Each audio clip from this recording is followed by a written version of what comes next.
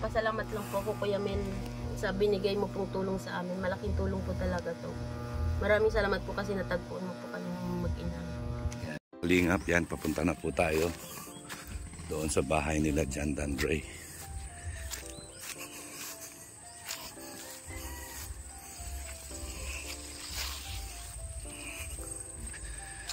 Ay, grabe. Yan. Samahan niyo po si Kuya Mail.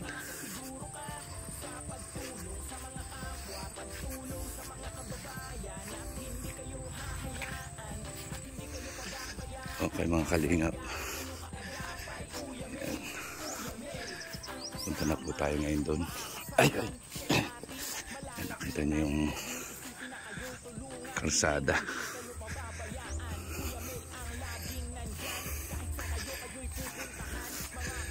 Ayan.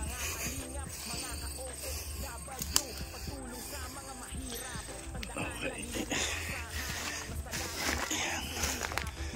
Ayan po. Ayan po ang bahay nila John Dandre.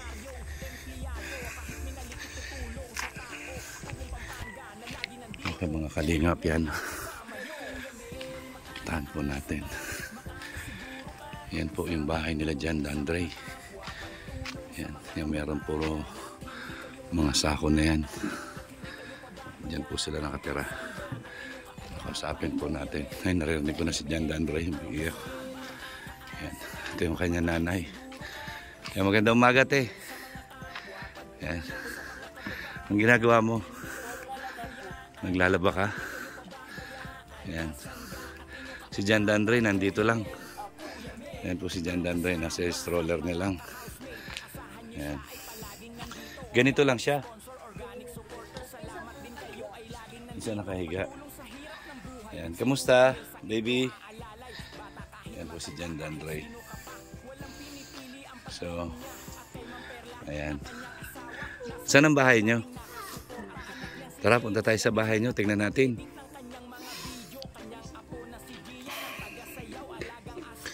Ayan.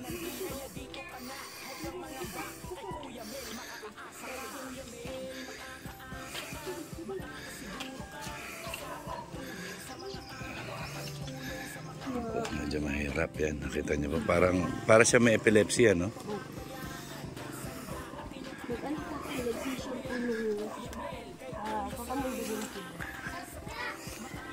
Ano yan? Ba't sako yan? Ano sako yan? Pintuan? Para hindi kayo mabasa. Ah, wala kayong pintuan. Ah, pero tumatagos. Yan po. Kanilang bahay mga kalingap. Yan. Matataas ba natin to? Ano?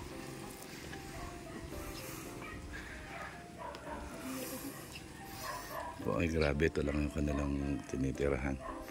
Ano yan? Lupa na yan? Lupa po yung ilalim. Lupa yung ilalim niyang lang linoleum?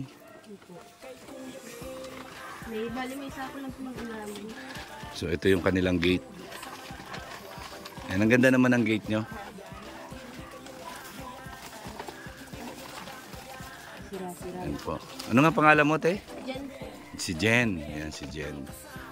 Ayan, siya po yung nanay ni John Dandre. Ayan. Ito yung bahay nyo, no? Ito po, dito po sila nakatira. Ayan. Ayan. Sino yung nakatira dito sa kabila? Kapatid ko po dalawang lalaki. So, may pamilya na sila. Wala po. Ako po lang. Paano yun? Okay lang sa kanila na pinatira ka talaga din na dito o... Opo, kasi ano po eh. Dati po dito kami nakatulong sa kabila. Tapos nakiusap ako dito.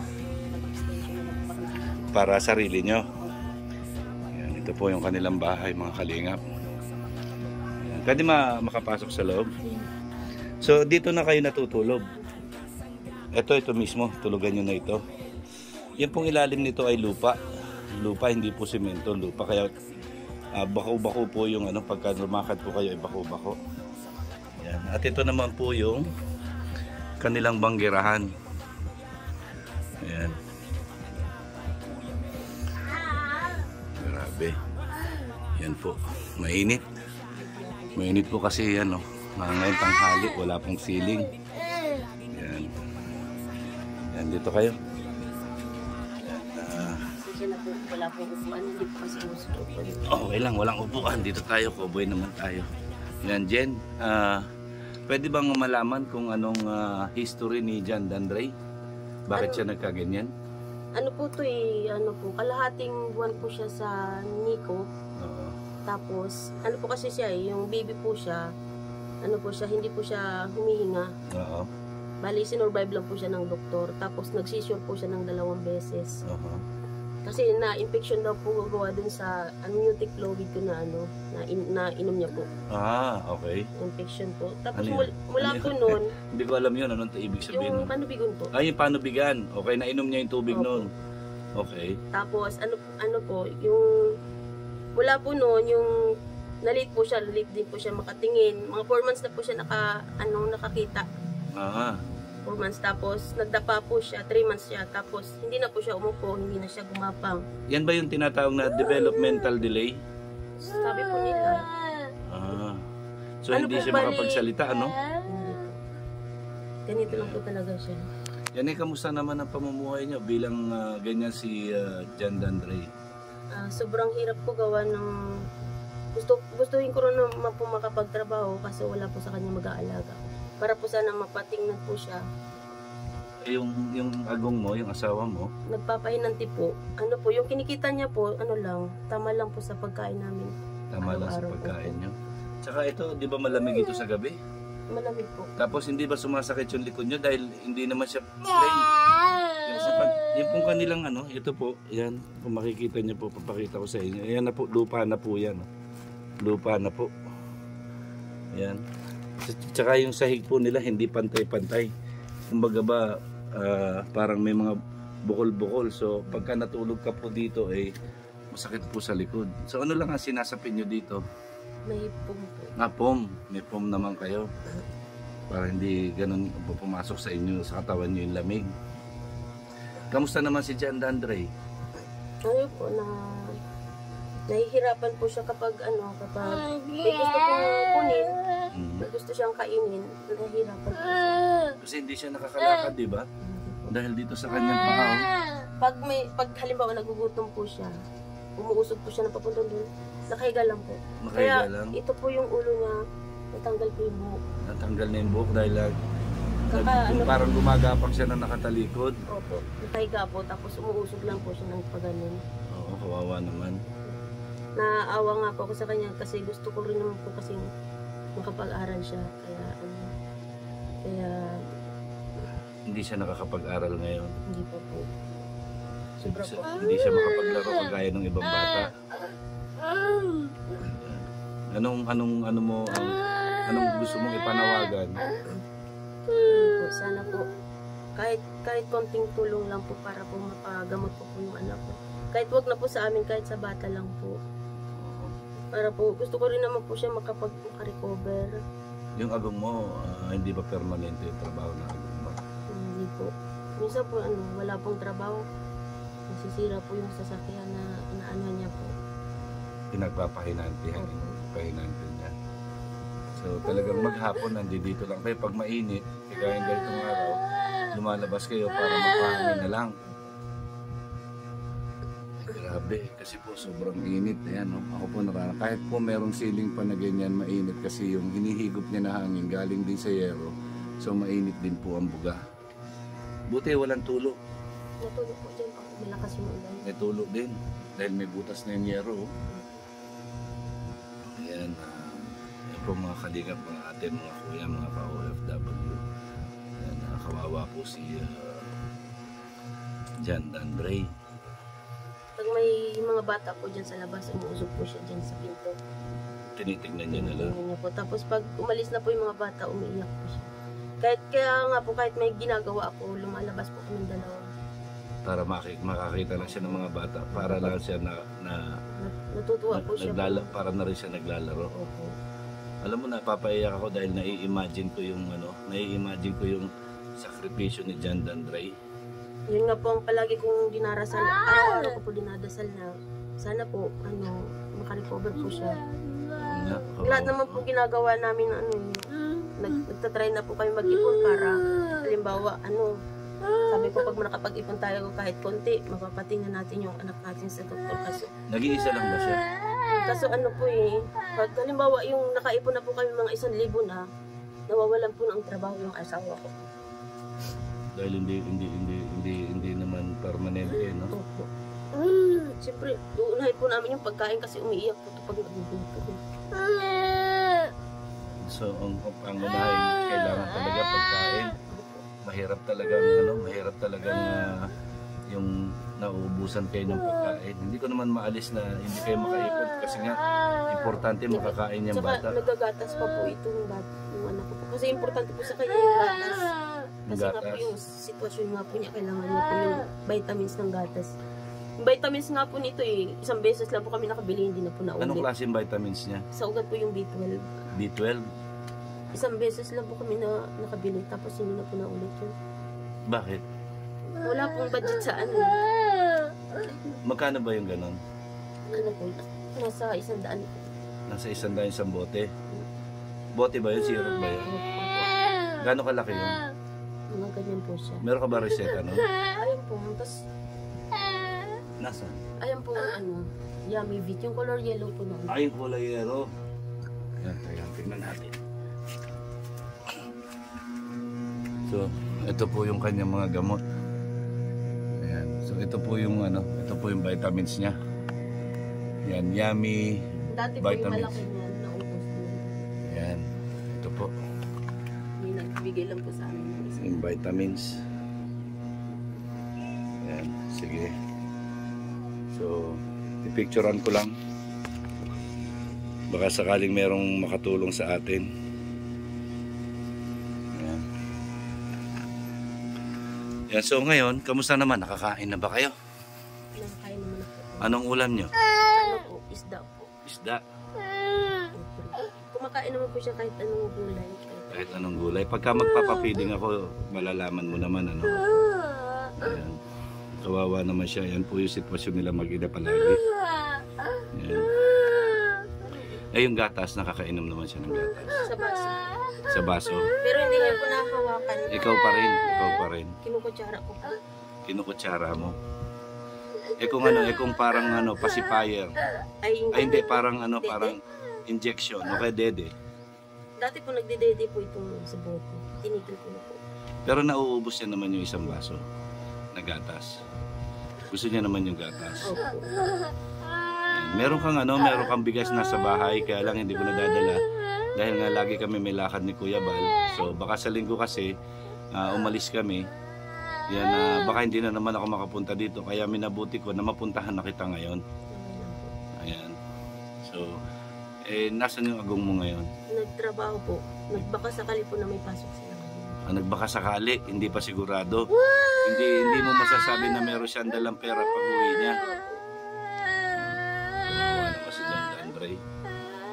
Ganyan lang po si John Dandre. Mga kalinga. Sana may nakakarinig sa atin o nakakapanood nitong video na ito. Yan, merong tumulong sa atin. Yan.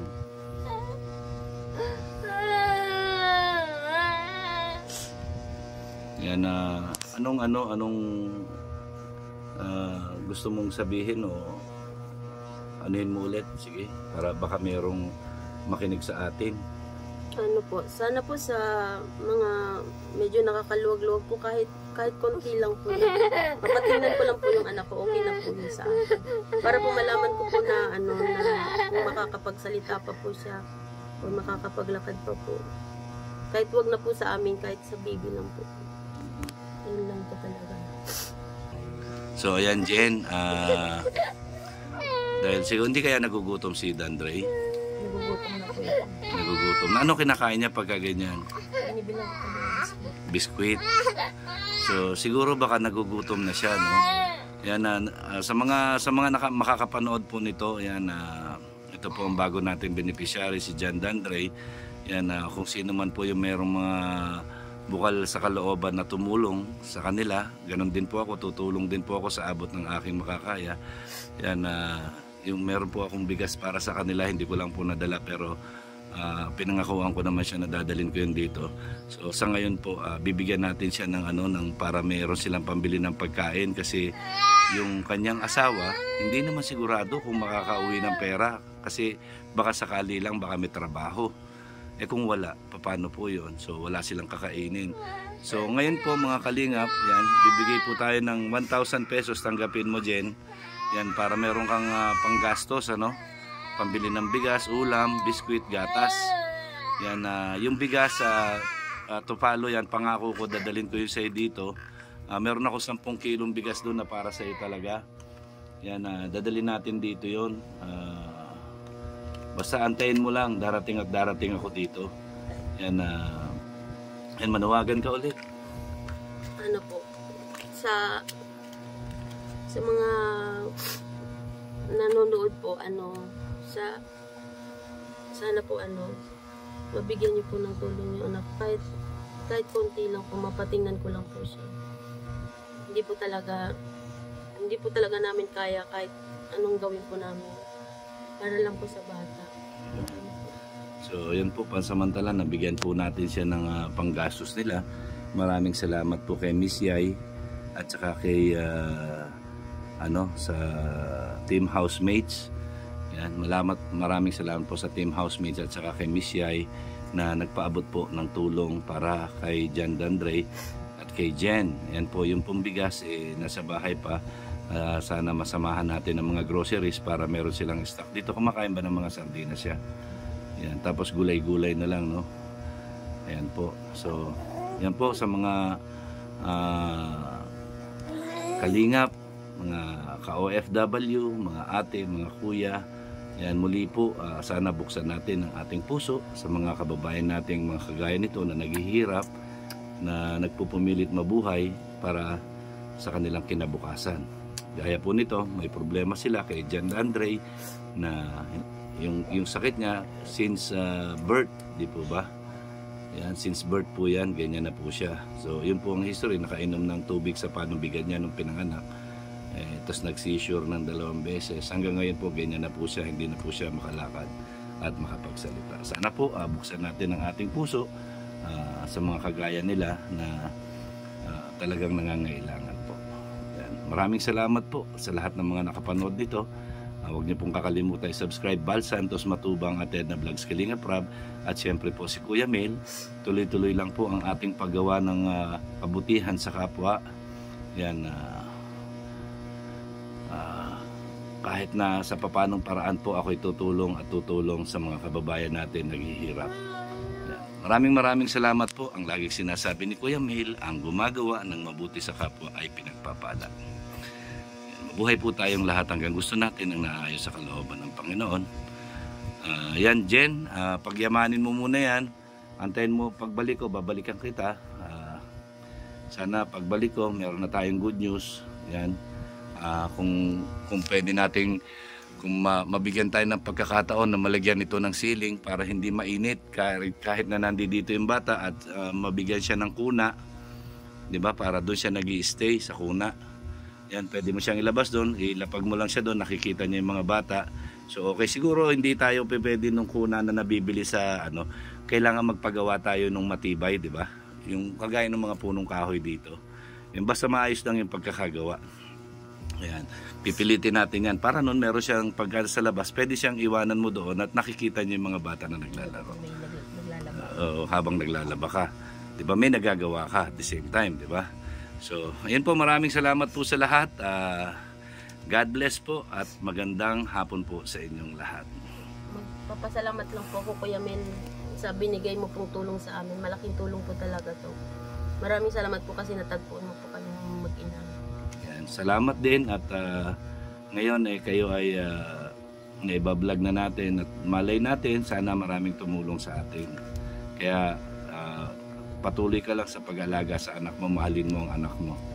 God bless po sa inyo. God bless din. Salamat. Salamat po. Kalingap, yan, papunta na po tayo doon sa bahay nila John Dandre.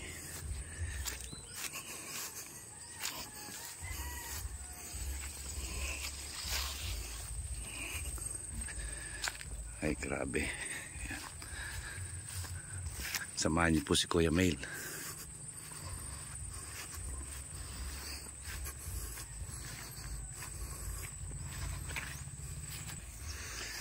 Okay mga kalingap. Ayan. Punta na po tayo ngayon doon. Ay. Ayan, nakita niyo yung kalsada.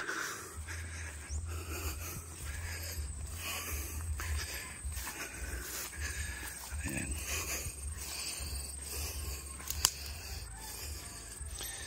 Okay. Ayan.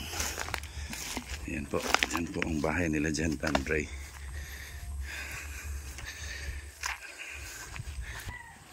Okay mga kalingap, yan. Puntahan po natin. Yan po yung bahay nila dyan, Tanray. Yan. Yan meron puro mga sako na yan. Diyan po sila nakatira.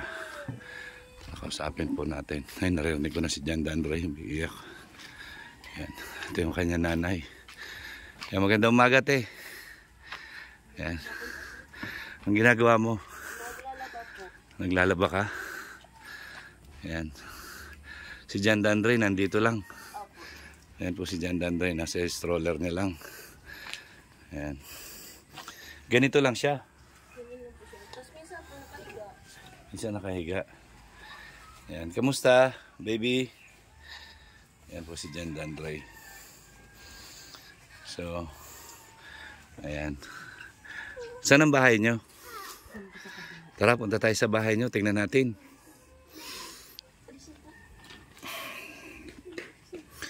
Ayan.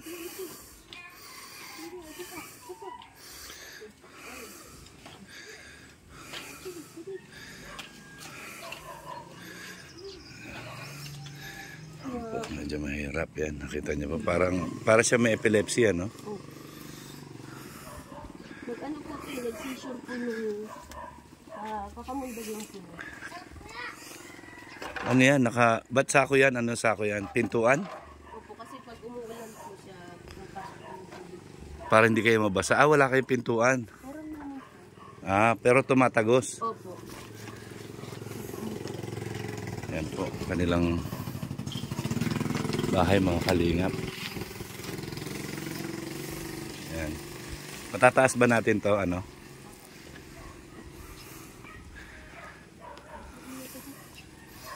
Po, ay grabe, ito lang yung kanilang tinitirahan. Ano yan, lupa na yan? Opo, lupa po yung ilalim. Lupa yung ilalim niyang lang linoleum. Opo. May sako lang po yung ilalim. So ito yung kanilang gate. Yan, ang ganda naman ng gate nyo. Sira-sira. Yan po. Ano nga pangalan mo, te? Jen po. Si Jen. Yan, si Jen. Yan, siya po yung nanay ni Jan Tanray. Yan. Ito yung bahay nyo, no? Ito po, dito po sila nakatira. Ayan. Ayan. Sino yung nakatira dito sa kabila? Yung kapatid ko pong dalawang lalaki. So, may pamilya na sila. Wala pa po. Ako pa lang po may pamilya. Eh, paano yun okay lang sa kanila na pinatira ka talaga din na dito o? Opo, kasi ano po dati po dito kami nakatira sa kabila. Tapos nakiusap ako na mag-extension na lang po kami dito. Para sarili nyo? Opo. Yan, ito po yung kanilang bahay mga kalingap. Yan. Pwede makapasok sa loob? So, dito na kayo natutulog? Ito mismo, tulugan nyo na ito. Yan pong ilalim nito ay lupa. Lupa, hindi po semento, lupa. Kaya bako-bako po yung pagka lumakad po kayo ay bako-bako. Yan. At ito naman po yung kanilang banggirahan. Ayan. Grabe. Yan po. Mainit. Mainit po kasi ngayon tanghali, wala pong ceiling. Yan. Yan, dito kayo. Yan. Sasya na po, wala po upuan. Hindi po kasi uso po. Okay lang, walang upuan. Dito tayo, cowboy naman tayo. Yan, Jen. Pwede bang malaman kung anong history ni Jan Tanray? Bakit siya nagkaganyan? Ano po to kalahating buwan po siya sa Nico. Oo. Tapos, ano po kasi siya yung baby po siya, ano po siya, hindi po siya humihinga. Oo. Bali, sinurvive lang po siya ng doktor. Tapos, nagsisure po siya ng 2 beses. Oo. Kasi na-infection daw po gawa dun sa amniotic fluid ko na na inom niya po. Ah, okay. Infection po. Tapos, Ano yun? mula Ano po yun? nun, Hindi ko alam yun. Anong ibig sabihin yung nun? panubigon po. Ay, yung panubigan. Okay, nainom niya yung tubig Opo. nun.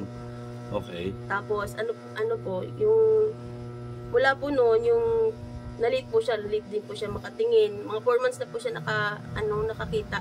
Ah, 4 months, tapos nagdapa po siya, 3 months siya, tapos hindi na po siya umupo, hindi na siya gumapang. yan ba yung tinatawag na developmental delay? Sabi po nila, Ah. So, Ano hindi po, siya bali- makapagsalita, ano? hindi po. Ganito lang po talaga siya. Yan eh, kamusta naman ang pamumuhay niyo bilang ganyan si John Dandre? Sobrang hirap po gawa ng gustuhin ko rin naman po makapagtrabaho kasi wala po sa kanya mag-aalaga. Para po sana mapatingnan po siya. Eh, yung agong mo, yung asawa mo, Nagpapahinanti po. Ano po, yung kinikita niya po, ano lang, tama lang po sa pagkain namin. tama lang sa Araw-araw po. pagkain niyo. Tsaka ito, di ba malamig ito sa gabi? Malamig po. Tapos hindi ba sumasakit yung likod niyo dahil hindi naman siya plain? Yung pong kanilang ano, ito po, yan, kung makikita niyo po, papakita ko sa inyo. Yan na po, lupa na po yan. Lupa na po. Yan. Tsaka yung sahig po nila, hindi pantay-pantay. Kumbaga ba, parang may mga bukol-bukol. So, pagka natulog ka po dito, eh, masakit po sa likod. So, ano lang ang sinasapin nyo dito? May pum po. Pom. May pom naman kayo.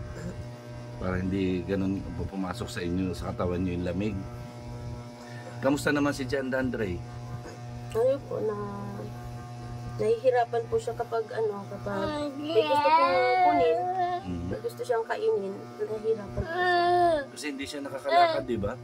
Dahil dito sa kanyang paa. Pag halimbawa nagugutom po siya, umuusog po siya na papunta doon, nakahiga lang po. Nakahiga Kaya lang. ito po yung ulo niya, natanggal po yung buhok. Natanggal na yung buhok dahil Ano po? parang gumagapang siya na nakatalikod. Opo, nakahiga po, tapos umuusog lang po siya ng paganon. Oo, kawawa naman. Naawa nga po ako sa kanya kasi gusto ko rin naman po kasi makapag-aral siya. Kaya Hindi siya nakakapag-aral ngayon. hindi pa po. Sobra po. Hindi siya makapaglaro kagaya ng ibang bata. Anong gusto mong ipanawagan? Ano po, sana po kahit konting tulong lang po para po mapagamot po yung anak ko. Kahit wag na po sa amin, kahit sa bata lang po. Para po, gusto ko rin naman po siya maka-recover. Yung agong mo, hindi ba permanente yung trabaho na agong mo? Hindi po.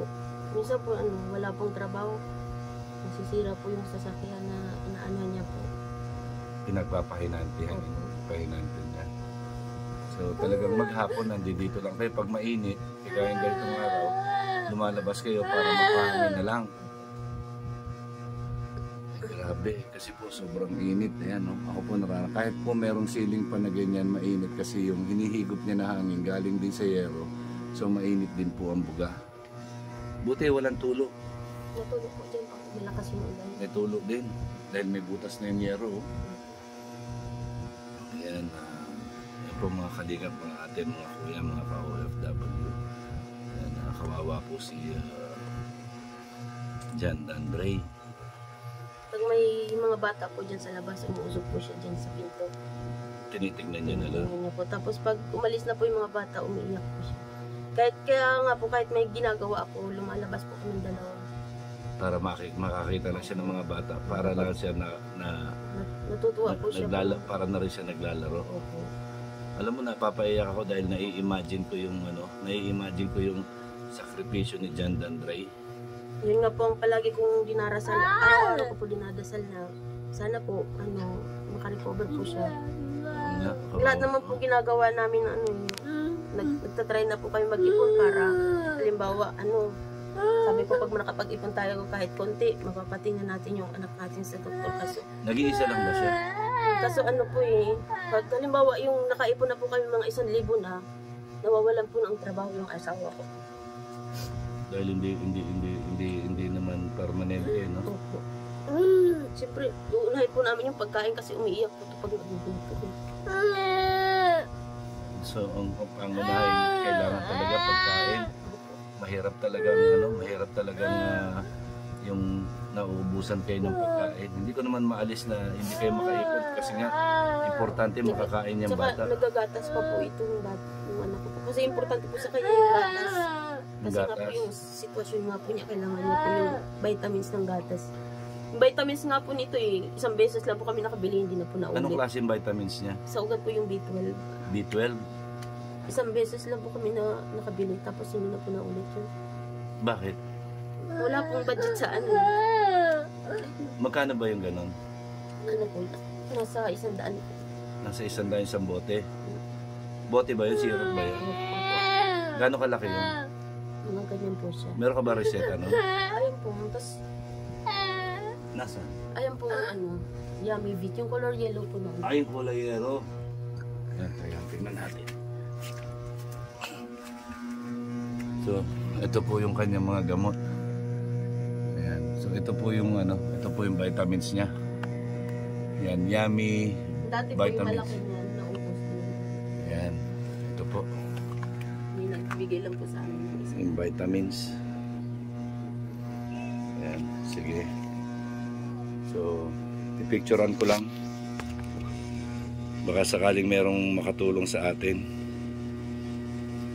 Ayan. Ayan, so ngayon, kamusta naman? Nakakain na ba kayo?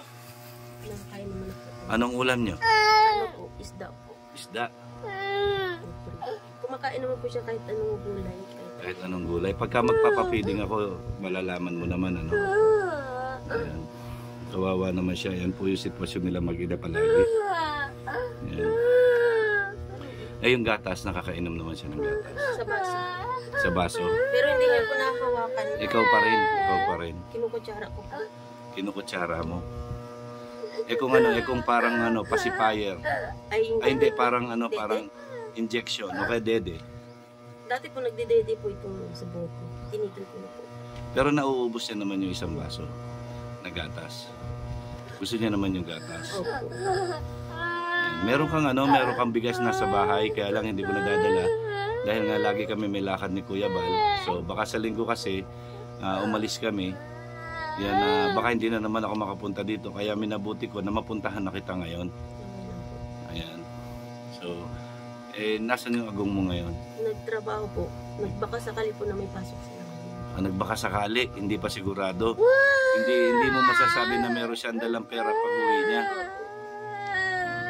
Wala naman si John Dandre. Ganyan lang po si John Dandre. Mga kalina. Sana may nakakarinig sa atin o nakakapanood ditong video na ito. Yan, merong tumulong sa atin. Yan.